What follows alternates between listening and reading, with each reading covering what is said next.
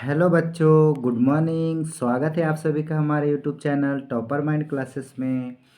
उम्मीद करते हैं आप सभी अच्छे होंगे। तो मेरे प्यारे बच्चों, जैसा कि आप देख सकते हैं आपकी स्क्रीन पे बिर्थ लिखा हुआ है क्लास 10 का।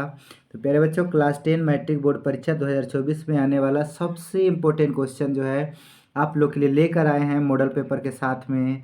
तो प्यारे बच्चों, आप लोग वीडियो को अंत तक देखिएगा। बीच में कोई भी बच्चा वीडियो को स्किप करके नहीं देखेगा, वरना जो है पूरा वीडियो समझ में नहीं आएगा। तो प्यारे बच्चों, हम ज़्यादा वीडियो में समय नहीं लेंगे और चलते हैं सीधे सवाल की ओर। तो प्यारे बच्चों, जैसा कि आप देख सकते हैं आपके सवाल पे, आपके स्क्रीन पे पहला सवाल आप देख पा रहे होंगे कि यहाँ पर लिखा हुआ है क्वेश्चन नंबर 1। उससे पहले एक टूल ले लेते हैं प्यारे बच्चों, थोड़ा सा पेशेंस बना कर रखिएगा। चलिए, तो मैंने टूल ले लिया है ना। तो प्यारे बच्चों, आप देख पा रहे होंगे कि यहाँ पर लिखा हुआ है ना, से स्क्रीन पे कि बाह्यता स्पर्श करने वाले दो वृत्तों के उभयनिष्ठ स्पर्श रेखाओं की संख्या कितनी होती है। मेरे प्यारे बच्चों, अगर कोई दो गो वृत्त है, एक वृत्त हो गया और एक वृत्त ये हो गया, दो वृत्त हो गया है ना। तो बाह्यता स्पर्श करने वाले दो वृत्तों को, तो देखिए बाहर से एक तो ये स्पर्श करेगा और एक तो ये स्पर्श करेगा, बाहर से तो यही स्पर्श करेगा। तो फाइनली जो है प्यारे बच्चों, बाह्यता स्पर्श करने के लिए जो है, अगर दोनों वृत्तों में देखा जाए बाह्यता स्पर्श करने के लिए, है ना, उभयनिष्ठ स्पर्श रेखाओं की संख्या कितनी होगी। तो इसका आंसर हो जाएगा प्यारे बच्चों बी हो जाएगा। ठीक है, बी है ना, ऑप्शन नंबर बी यानी 2। इसी प्रकार से दूसरा सवाल आपकी स्क्रीन पे जो है प्यारे बच्चों दिख रहा होगा कि कह रहा है, देखिए क्वेश्चन नंबर 2। मतलब 2.5 सेंटीमीटर त्रिज्या वाले एक वृत्त के बिंदु P पर, है ना, एक वृत्त है। मैंने यहाँ पर एक वृत्त पार लिया और इसकी त्रिज्या कितनी है, 2.5 है ना। और कहता है ना कि वृत्त के बिंदु P पर, अब वृत्त पर कहीं कोई बिंदु है, P मैंने ले लिया। स्पर्श रेखा PO, इस पर एक स्पर्श रेखा खींचा गया है PO, है ना, केंद्र O से, मतलब यहाँ केंद्र O है और ये हो गया PO। और यहाँ पर सपोज कुछ तो होगा, यानी मान लेते हैं Q होगा। ठीक है, इस प्रकार मिलती है कि OQ का मान 12 है। अब फिर वैसे देखिए OQ टोटल कितनी हो गई, 12, टोटल 12 हो गई ये वाला OQ। मतलब PQ की लंबाई कितनी है, मतलब ये पूछा है कि ये लंबाई कितनी होगी। तो आपको बता देते हैं कि याद रखिएगा कि वृत्त की जो त्रिज्या होती है स्पर्श रेखा पर 90 डिग्री का कोण बनाता है। यानी ये 90 डिग्री का कोण अगर यहाँ पर बनाएगा तो ये हो गया समकोण, यानी 90 डिग्री। इस हिसाब से ये हो गया कर्ण, ये हो गया लंब और ये हो गया आधार। देखिए 2.5 दिया हुआ, इसका त्रिज्या मतलब 2.5 ये दे रखा है। देखिए आधार मालूम है, लंब मालूम है, तो हम आराम से निकाल सकते हैं OQ, है कि नहीं। फार्मूला लगाएंगे OQ बराबर, तो ये हो जाएगा 2.5 का स्क्वायर। आप उसके बाद हो जाएगा ये, सॉरी गलती कर दी है, पहले माइनस होगा क्योंकि हमको लंब चाहिए ना। तो कर्ण स्क्वायर माइनस आधार स्क्वायर, तो कर्ण हो जाएगा 12 का स्क्वायर, अब माइनस आधार हो जाएगा 2.5 का स्क्वायर। अब 12 का स्क्वायर 144, अब 25 का स्क्वायर 625, दशमलव में जाएगा यहाँ पर 6.25। तो फाइनली प्यारे बच्चों यहाँ पर हो जाएगा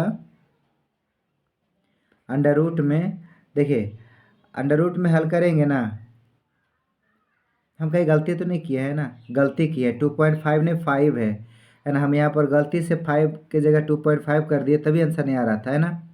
आप लोग यहाँ पर ध्यान दीजिएगा क्योंकि क्वेश्चन समझने में मिसअंडरस्टैंडिंग हो गया। हम इसको दोबारा से लिख लेते हैं। चलिए देखिए, अब यहाँ पर क्या कह रहा है, ये 5 है तो ये हो जाएगा 12 का स्क्वायर, अब माइनस 5 का स्क्वायर। 12 का स्क्वायर हो जाएगा 144, अब 5 का स्क्वायर 25। हल करेंगे तो कितना आ जाएगा, 119 आ जाएगा। Option number D correct answer. Clear है। चलिए चलिए, ये सबसे कोई मतलब नहीं है। आगे तीसरा नंबर के बाद जो है आपका क्वेश्चन तीसरा नंबर पे है ना। देख सकते हैं प्यारे बच्चों कि ये जो सवाल है, वृत्त के केंद्र पर बना कोण कितना डिग्री का होता है। तो प्यारे बच्चों ये एक बात हमेशा याद रखिएगा कि वृत्त के केंद्र पर जो कोण बनता है ना, जैसे देखिए वृत्त है और ये वृत्त का केंद्र है, समझ गए।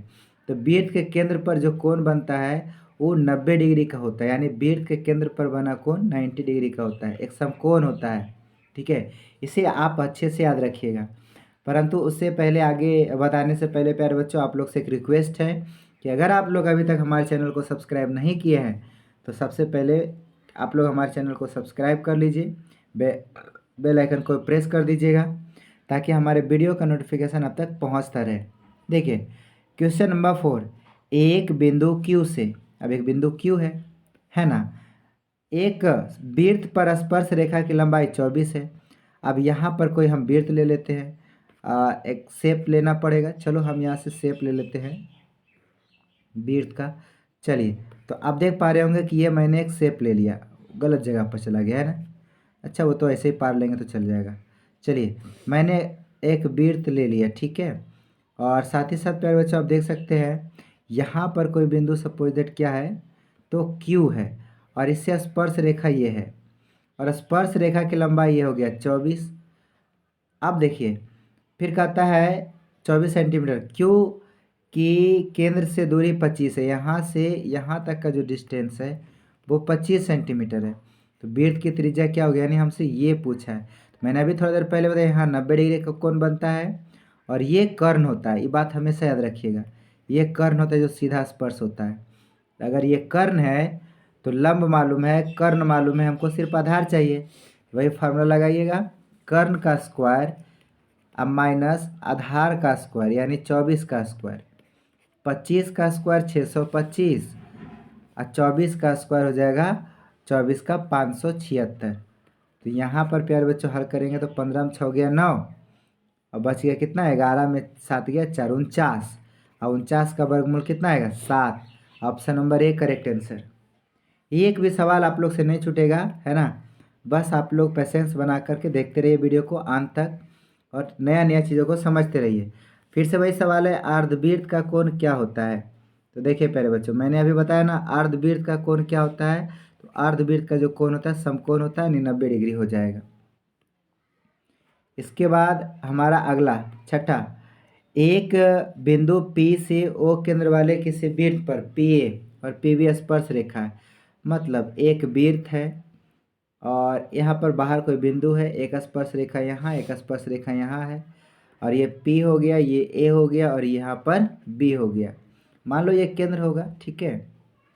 अब कहता है कि PA और PB जो है ना परस्पर 80 डिग्री का कोण बनाता है। PA और PB यहाँ कितने एंगल का कोण बन रहा है 80 डिग्री, ठीक है। तो बताइए कि POA क्या होगा, P यहाँ पर O है, यहाँ पर है, मतलब इसको मिला देता है POA। हमसे ये वाला एंगल पूछ रहा है। फाइनली यहाँ पर 90 डिग्री होता है, ठीक है। अब प्लस यहाँ देखो आधा कर देंगे तो 40 डिग्री हो जाएगा। तो 9 4 कितना हो गया 130 डिग्री। और टोटल त्रिभुज में देखिए POA एक त्रिभुज भी तो बन रहा है और एक त्रिभुज के तीनों कोणों का मान कितना होता है 180 डिग्री, जिसमें दो कोण का तो योगफल पहले से मालूम है 130। अब बाकी घटा देंगे तो तीसरा कोण आ जाएगा यानी हो जाएगा 50 degree. Option number A correct answer, है ना। समझ में आ गया होगा, कोई ज़्यादा भारी सवाल तो है नहीं। सातवां, किसी वृत्त पर बाह्य बिंदु से खींची गई स्पर्श रेखाओं की संख्या कितनी होती है। तो अगर वृत्त है और बाह्य बिंदु से अगर स्पर्श रेखा खींचते हैं तो केवल 2 स्पर्श रेखाएं खींची जा सकती है। समझ में आ गया, कितनी स्पर्श रेखा खींची जा सकती है तो केवल 2 स्पर्श रेखाएं। क्लियर है। नेक्स्ट, वृत्त की सबसे बड़ी जीवा क्या कहलाती है। अब देखो एक वृत्त है, ऐसे ऐसे करते जाओगे ना ये सब जीवा कहलाता है और लास्ट में देखोगे जो बीच वाला होता है ना सबसे बड़ा जीवा यही होता है। और आप खुद जानते हैं कि सबसे बड़ा जीवा बीच वाला अगर है तो बीच वाला को क्या कहते हैं तो वृत्त का व्यास कहते हैं। Option number C correct answer होगा, ठीक है। चलिए इसी प्रकार से 9 नंबर, किसी बाह्य बिंदु से किसी वृत्त पर खींची गई दोनों स्पर्श रेखाओं की लंबाइयाँ कौन सा संबंध होता है। प्यारे बच्चों अगर कोई वृत्त है और बाह्य बिंदु से इस पर स्पर्श रेखा खींचा जाता है तो स्पर्श रेखाओं की लंबाइयाँ बराबर होती है, ठीक है। स्पर्श रेखाओं की लंबाइयाँ बराबर होती है यानी समान होती है। Option number A correct answer, ठीक है। एकदम पूरा इंपॉर्टेंट क्वेश्चन है। देखिए 10, यदि समांतर चतुर्भुज की सभी भुजाएं एक वृत्त को स्पर्श करें। अब समांतर चतुर्भुज है, समझ आ रहा है, और इसके सभी भुजा एक वृत्त को स्पर्श करता है, ठीक है। अब स्पर्श करता है तो कौन सा चतुर्भुज होगा। तो याद रखा है कि अगर सभी भुजाओं को स्पर्श कर रहा है ने तो ये केवल सम चतुर्भुज होता है, ठीक है। जो समचतुर्भुज होता है वही सबको स्पर्श करता है। तो यहाँ option number D correct answer हो जाएगा। ठीक है प्यारे बच्चों, डी करेक्ट आंसर। उसके बाद 11 नंबर कहता है ना, किसी वृत्त के व्यास के दोनों किनारों से खींची गई स्पर्श रेखा हमेशा क्या होती है। अब देखो वृत्त का व्यास हो गया, इसके दोनों किनारा पर हम खींचेंगे तो यह स्पर्श रेखा जो खींचा जाता है ना, स्पर्श रेखा, तो ध्यान रखिएगा इस समांतर होता है, पैरेलल, यानी ए करेक्ट आंसर हो जाएगा, है कि नहीं, समांतर होता है। 12 COR के अंतभाग में एक बिंदु P है, ठीक है, तो कौन सा सत्य है। अब देखो एक वृत्त है जिसका सेंटर जो है O है, त्रिज्या R है, और इसके कहीं भी ले लीजिए, कहीं भी अंतभाग में वो P ले लेते हैं, ठीक है। तो आपसे पूछ रहा है कि त्रिज्या जो होगा OP से छोटा होगा। अब फाइनली अगर OP को मिलाएंगे तो त्रिज्या से कम ही होगा ने, OP जो है त्रिज्या से कम होगा। यही अगर यहाँ होता तो त्रिज्या के बराबर होता, अंतभाग में है ना, मतलब अंदर वाला हिस्सा में है, तो इसीलिए त्रिज्या से छोटा होगा। अर्थात R जो है OP से छोटा नहीं है, बल्कि R OP से बड़ा है। Option number B correct answer. ठीक है। 12 के बाद 13, यदि 3 सेंटीमीटर किनारे वाले एक वृत्त पर खींची गए दो स्पर्श, हम किनारे पर देने त्रिज्या वाले एक वृत्त पर खींचे गए दो स्पर्श रेखाएं परस्पर 60 डिग्री के कोण पर झुकी है, तो प्रत्येक स्पर्श रेखा की लंबाई कितनी होगी। चलिए समझिएगा, एक वृत्त है, इसकी त्रिज्या 3 सेंटीमीटर है ना, और इस पर दो स्पर्श रेखा परस्पर 60 डिग्री कोण पर झुका है, एगो ये और एगो ये, दोनों 60 डिग्री के एंगल पर है प्यारे बच्चों, समझिएगा। तो हम इसको मिलाएंगे, ये भी 3 है, ये भी 3 है। अगर 60 डिग्री के एंगल पर है तो ये 30 डिग्री होगा और ये भी 30 डिग्री होगा। तो प्रत्येक स्पर्श रेखा की लंबाई कितनी होगी, मतलब ये दोनों की लंबाई पूछ रहा है कितनी होगी। तो फाइनली समझ जाइए कि जैसे अगर दोनों की लंबाई पूछ रहा है तो हम एक को देखिए ना, एक को निकाल लेते हैं, थीटा, और ये तो कर्ण हो गया है ना, ये कर्ण हो गया और ये लंब हो गया। फाइनली थीटा दिया हुआ है और साथ ही साथ थीटा के सामने की भुजा लंब दिया हुआ है, तो हम लगा लेंगे tan थीटा, यानी tan 30 डिग्री बराबर लंब बटे आधार, 3 बटा आधार तो खुद ही नहीं मालूम है, मान लो निकालना है। tan 30 का मान होता है 1/√3 बराबर ऊपर 3 बटा एक्स, तिरछा गुना करेंगे नहीं तो x बराबर कितना आ जाएगा 3√3, और देखिए यही निकालना भी है, तो हो जाएगा सी नंबर करेक्ट आंसर 3√3। और ज़्यादा एक्सप्लेन करना है या फिर आपको और ज़्यादा एक्सप्लेन करके समझाना है तो आप हमें कमेंट बॉक्स में ज़रूर कमेंट करिएगा, तो फिर हम आपको चैप्टर के बारे में बताएंगे, उस वीडियो में अलग से वीडियो लेकर आएंगे आपके लिए। 14, यदि PA और PB किसी बिंदु P से O केंद्र वाले वृत्त पर खींची गई स्पर्श रेखा है, मतलब एक वृत्त है और यहाँ से PA आई हो गया PB, समझ गए, और इसका सेंटर हो गया O। कहता है स्पर्श रेखा जिनके बीच का झुकाव 80 डिग्री है। हमको लगता है रिटर्निंग क्वेश्चन आ रहा है ना, तो POA का मान पूछा है।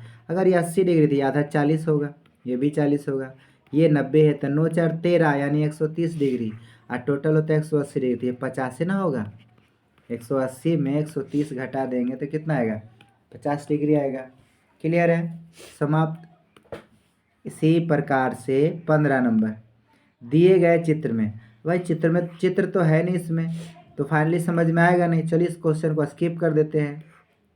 इसके बाद अगला सवाल में देखो 16 में कहता है किसी वृत्त के बाएं बिंदु P से, अब एगो वृत्त है, इसके बाहर बिंदु P है ना, वृत्त पर दो स्पर्श रेखा, एगो PA और एगो PB, एगो A हो गया एगो B हो गया। यदि PA का मान 6 है तो PB का मान क्या होगा जी, एकर क्या होगा। मैंने याद है अभी बताया था कि अगर बाह्य बिंदु से वृत्त पर स्पर्श रेखा खींची जाती है तो उनकी लंबाइयाँ बराबर होती है। अगर ये 6 है तो ये भी कितना होगा 6 ही होगा। Option number C correct answer. Clear है, मतलब एक भी सवाल ऐसा नहीं है जो नहीं बनेगा, इस बात का एकदम बिलीव रखिए। 17, दिए गए चित्र में ABC, अच्छा त्रिभुज है, ABC की त्रिज्या, इसमें भी चित्र नहीं दिया हुआ है तो इसको स्किप कर देते हैं, है ना। चित्र जो है नहीं है तो कोई बात नहीं, आप लोग को टेंशन नहीं लेना है, डोंट वरी, चिंता मत करिए, है ना। उसके बाद प्यारे बच्चों 19 नंबर, यदि दो वृत्त एक दूसरे को बाहर से छूते हैं, मतलब एगो वृत्त ये है और एगो वृत्त ये है, दोनों को बाहर से छूते हैं एक साथ, तो कहता है ना कि दोनों वृत्त से एक साथ गुजरने वाली स्पर्श रेखा की लंबाई कितनी होगी। अगर दो गो वृत्त बाहर से स्पर्श करते हैं तो एक साथ छूने वाला एक ही गो स्पर्श रेखा ना हो सकता है बाबू। एक ही गो स्पर्श रेखा होगा तो मेरे ख्याल से तो ए हो जाएगा, क्योंकि स्पर्श रेखा तो एक ही गो होगा, है ना। चलिए इसके बाद हमारा आखिरी सवाल, किसी त्रिभुज के तीनों लंब यानी ऊंचाई के मिलान बिंदु को क्या कहा जाता है। एक त्रिभुज हो गया और इसका 1 2 3 तीनों को अगर मिला देंगे तो क्या कहलाएगा, तो ये कहलाता है अंतः केंद्र। ठीक है, ए, ऑप्शन नंबर ए क्लियर। तो प्यारे बच्चों, आप लोगों को हमारा वीडियो कैसा लगा, अगर अच्छा लगा हो तो आप लोग हमें कमेंट सेक्शन में ज़रूर बताएंगे। Thanks for watching this video. आप लोग को वीडियो अच्छा लगा तो लाइक ज़रूर करिएगा, कमेंट भी करना ना भूलिएगा, और वीडियो को जो है, इस वीडियो को ज़्यादा से ज़्यादा शेयर करिए अपने दोस्तों के पास। चैनल आप सबसे रिक्वेस्ट है कि ज़रूर सब्सक्राइब कर लीजिएगा, क्योंकि पर डे इस चैनल पर कोई ना कोई वीडियो डाला जा रहा है, और आने वाले समय में बस 2 से 4 दिन में डेली लाइव भी होने वाला है इस चैनल पर। तो प्यारे बच्चों ज़रूर सब्सक्राइब कर लीजिएगा। कितना